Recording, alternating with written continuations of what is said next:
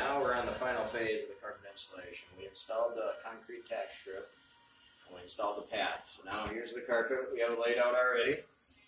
Kind of roughed in here. Now we'll start. We want to set this in right here. Over here. We want to set this wall right here. So I already trimmed most of the wall, but we got final trim right over here. So come along with your blade and make a nice cut. Make sure you don't cut it too short.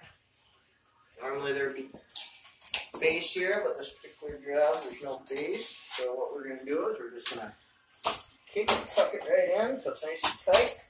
Kick, tuck. Okay, that's all there is to there. Then we're going to this end over here.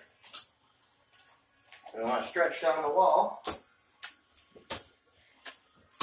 So we're pretty close on the edge here, so we're going to give her some nice kicks, and this is where you want to have some good strength. So you can get some good kicks. See, I stretched it up there. Now we're going to push her right on it under. A little trimming to do there. Keep kicking, stretching the carpet as I go along. Very little trimming on this particular wall. All kind of goes under, but I'll have a little trimming to do. So, I mean, you never want to, I saw some other videos on YouTube and they're totally doing it weird. This is the right way to do it. But then again, you need to have some strength and some skill, ideally, in order to do it right. Right, kind of make it look easy, but you need to definitely have strength and skill. But you don't need to go around the room in circles 100 times. Set to one wall, come this wall, and make some nice stretches. Make sure your room is nice and warm so the carpet stretches. If it's winter time, it's cold. If it's summer, you don't have to worry. Carpet's already going to be warm. You need strength. If you don't have good strength, you're not a well-built person, you're not going to stretch the carpet. That's the number one problem with a lot of these installers out there. They just don't have the strength to stretch the carpet with their knees. So they just kind of bump it in and make it look good for the moment. And then you have problems down the road. Lots of ripples. So come along. See, I'm not coming back and forth like the other guys you see online. They kind of go around and they're kind of doing carpet like wallpaper. They're doing it the wrong way because they're not skilled. They don't know what they're doing. So if you're a good carpet guy, you're going to be able to make a cut right away. Kick, get it right in. I don't use a wall trimmer. It's called accuracy, just repetition.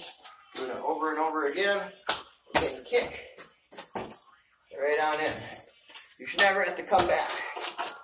A lot of guys, they just play around. But if you want to be a fast installer, you need to do it this way. Okay, we're going to go hit this wall now.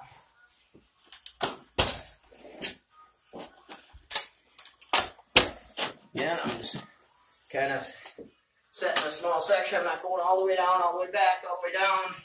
Pulling the thing back up again. And getting all in one stroke here.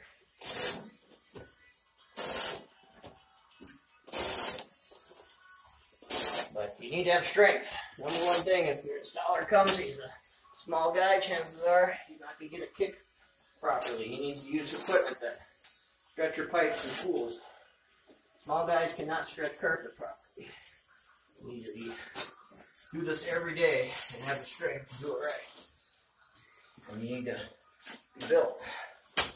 Otherwise, you're not going to do good work. Just make sure your carpet guy's not a big guy. Make sure he's bringing stretchers, poles, and he's not getting that carpet stretched. He's just bumping it in. And that's when you have problems. You have problems with bubbles everywhere, not properly stretched.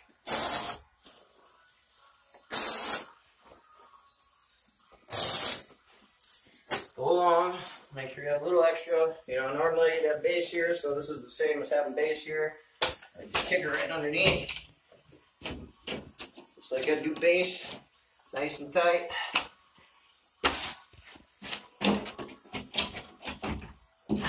Good to wear gloves.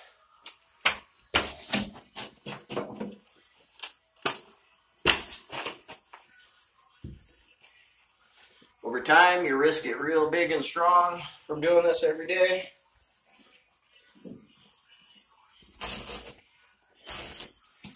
You're an amateur. I mean, the first time I did a room like this probably took me about 3 hours. It looked terrible. So this isn't easy.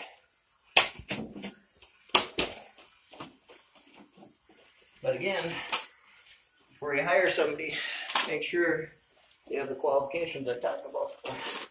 If they're smaller installers, just make sure they have proper stretching pipes, tools, stretcher, because they're not going to be able to kick it in like I did and do it right. They're small.